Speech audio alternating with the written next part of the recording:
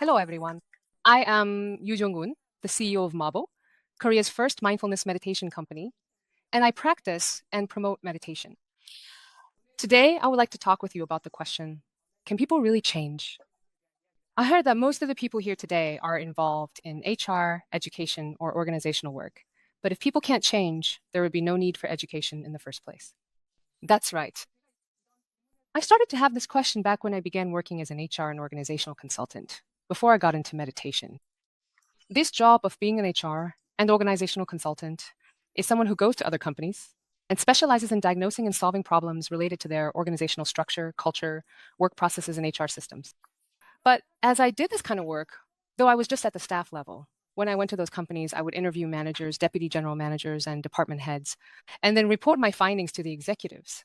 As a result, compared to my age and experience, I ended up visiting a lot of Korean companies and got to know quite a bit about how those companies operate. I worked like this for about 8 years, and there were some interesting things that happened. No matter which company I went to, the people in charge would always say this: our company has a unique problem. But the thing is, honestly, they're all pretty much the same. And do you know what's even more interesting? Even after we work hard to diagnose the problems, come up with solutions, change the organizational structure, revise the HR system, and update the processes, the company still doesn't really change. You've all experienced this too, haven't you? So, what do you think the problem is? There was an incident that gave me a certain insight. On that day, as usual, I was working on a project at a large corporation. And since it was the first day of the project, the department head from the client company gathered us consultants and their executive director to explain this is how the project will proceed. It was a meeting where he was giving this kind of explanation. It was just a formality, a chance to exchange greetings, so we were all sitting there relaxed and smiling. The department head came up to start his report, but suddenly, the executive director walked up with his arms crossed, smiling. Then he looked straight at the department head and said, "Oh, is this what you call a report? This is exactly why I have to look after you and take you around like this. Come on, I'll take over from here." That's what he said. So everyone was a bit frozen, and we consultants were tense. But when I looked around, all the client company employees, including the department head, were actually smiling. They thought the executive director was joking and listened while laughing, but I saw it at that moment. The department head was also smiling, but his ears turned really red. As for the executive director, honestly, he really didn't seem to have any ill intentions. It seemed like he just wanted to show off his competence a bit, and maybe let his consultants know, right there, we're this close, or something like that. But little did he know this. Even though he said it without any malice, he didn't know that it could actually hurt the other person. What I learned from this experience is that people often don't realize how their words and actions can affect others. In most cases, when people speak with good intentions, they think, well, since I meant well, the other person will take it that way too. That's just how people tend to think. But what would happen if we became aware of the intentions behind our thoughts, words, and actions, and recognize the impact they have? I became so curious about this issue that I entered a doctoral program in organizational psychology. I thought, if we could reduce this area of ignorance, maybe people could actually change. That's the thought I had. So I diligently searched for research papers and did a lot of research. But in fact, I found the answer in an unexpected place. You can probably guess where. It was mindfulness meditation. Most people, when they think of meditation, actually imagine it like this. They picture themselves going somewhere with nice water and beautiful mountains, sitting down and taking a deep breath in, then breathing out. Ah, so relaxing. You know those things, right? So people only think about relaxing the body. Of course, this is actually a very good effect of meditation as well. But that doesn't mean the problems of reality just disappear. Right. So then how exactly does meditation play a role in changing people? Now, the meditation that I'm going to do together with you today is mindfulness meditation. To truly understand the real effects of mindfulness meditation, we first need to know what exactly mindfulness means. Let's take a look briefly. Again, it's called mindfulness. In Korean, it has been translated as maem chang gim. The meaning of the word mindfulness is a state of being aware of what is happening in this very moment, just as it is. And the term meditation is used in modern psychology and neuroscience in a broad sense as mental training or mental discipline. So when we talk about mindfulness meditation, it means mental training to maintain a state of being aware of what is happening right now, just as it is. It's difficult, right? Looking at everyone's expressions now is like, what is this? That's kind of the feeling I'm getting. It's hard to grasp, right? Actually, this is the most important thing. Meditation is in the realm of experience. It's not about knowledge. So right now, we're going to try a little experiment together. All right? From where you're sitting, instead of leaning your back against a chair, sit up straight. Yes. Place both feet flat on the ground. That's great. And relax the tension in your neck and shoulders. It's important that as you sit, you simply feel, I'm sitting upright. Yes. And now slowly close your eyes. And then now take a single breath deep in.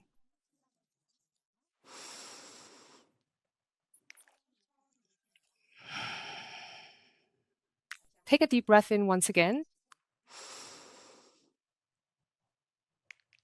And slowly exhale.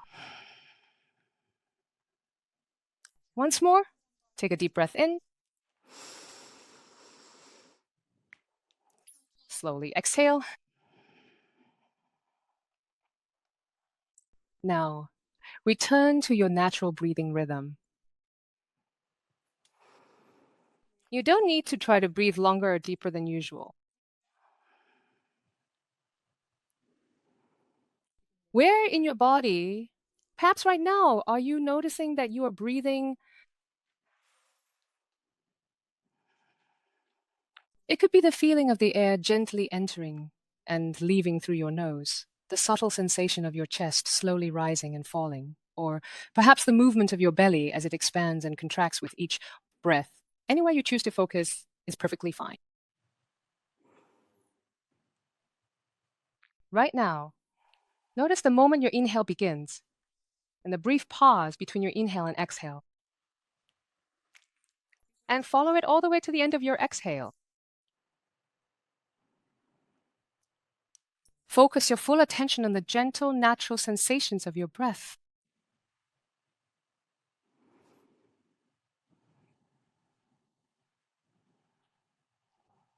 Now, slowly open your eyes and take a look at the space around you. So this is where I am. So I'm sitting here like this right now. So we just meditated for a brief moment. What did you experience? Did anything happen for you? By any chance, was there anyone who, with your eyes closed, really just focused on the sensation of your breath as I asked, without any other thoughts? Could you raise your hand if you did? All right. If any of you felt like you were in a state of complete emptiness, with absolutely no thoughts coming to mind, chances are 9 times out of 10, you may have dozed off a little.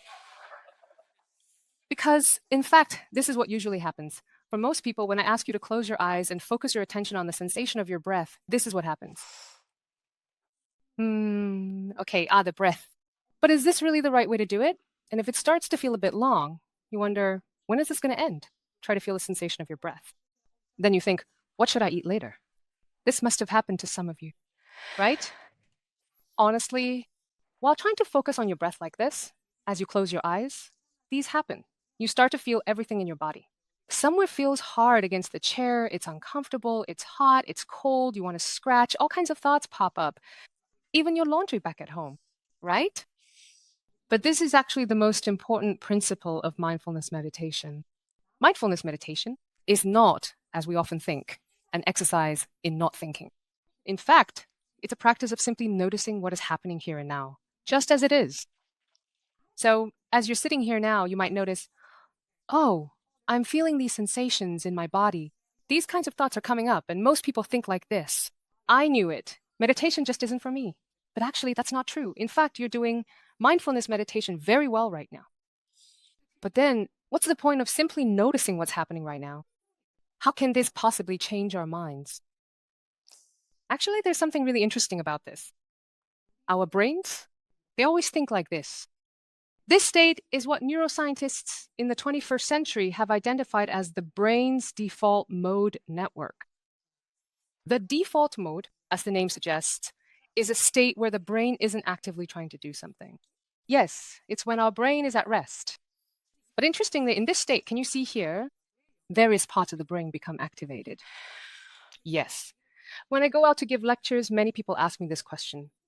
What's the difference between zoning out and meditating? I'm really good at zoning out. What we commonly refer to as zoning out is actually this default mode network state. This state isn't one where you're not thinking at all. In fact, it's when you have so many random thoughts that you don't even know what you're thinking about. That's the default mode network state. It's a state where the brain is resting. In fact, in this state, we create a drama with ourselves as the main character. While doing this, we integrate memories from the past and, yes, make plans for the future.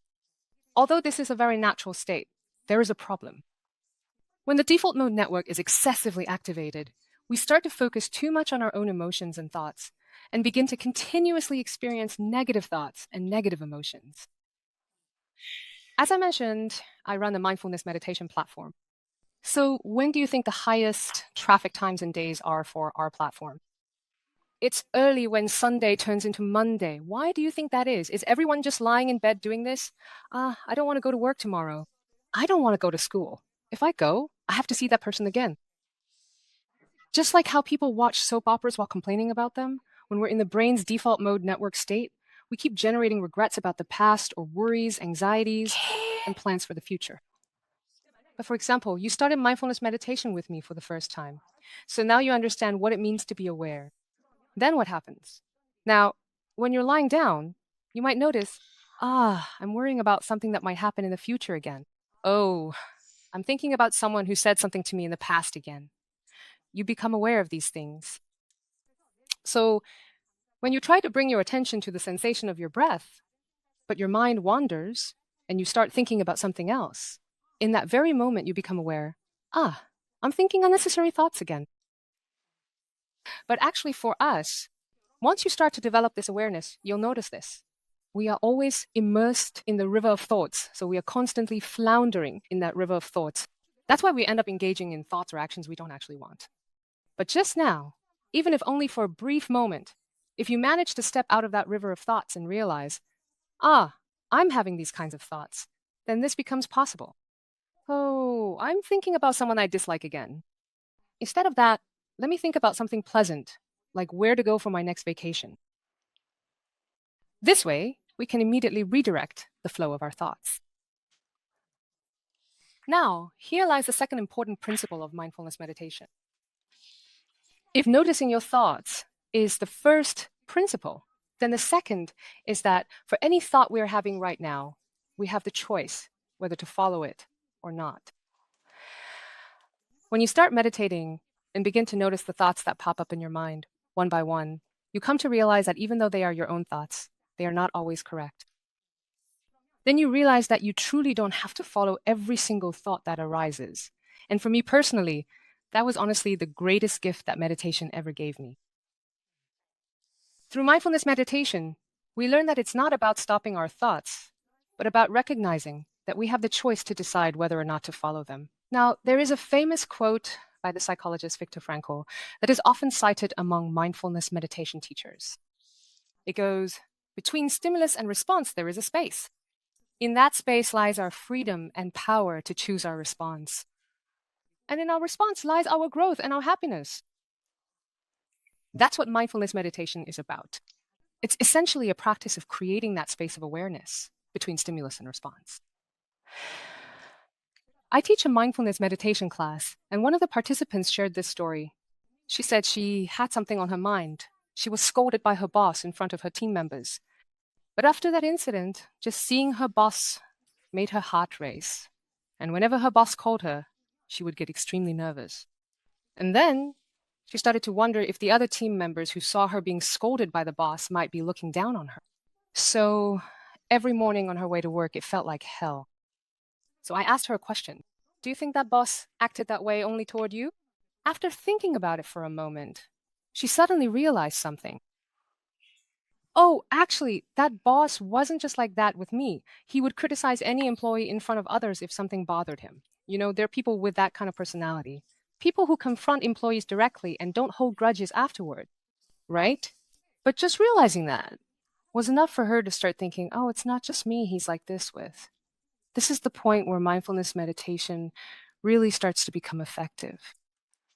In fact, we think we're seeing reality. but often we're trapped inside the prison of our own thoughts. So thinking, this is my fault, and getting stuck in regrets about the past, thinking, I should have done better. You're more likely to become depressed. It's easy to feel depressed. Or, on the other hand, some people react like this. This isn't my fault. This is that person's fault. I'm the one who's right. If you get stuck in this kind of thinking, you start to become an old-fashioned person who bothers others, right? So, I hope you'll start practicing mindfulness meditation from today. And honestly, getting started isn't difficult. You don't have to go to a place with beautiful mountains or rivers. It starts with simply noticing what is happening in your body and mind at this very moment, just as it is. And try observing how you've been reacting to external stimuli up until now. You'll realize how much we've been living in autopilot mode. You'll see how much of our lives have been spent like an EV. We've always been living by following our habitual thoughts. But people can change. And how can people change? Not by living the way we've always done, but by breaking free from our habits, by expanding the space of awareness where we can make wise choices. Through the practice of mindfulness meditation, which is a form of training to widen this space, I hope that starting today, you will begin incorporating mindfulness meditation into your daily life, and that this space of awareness will gradually expand for you. Thank you.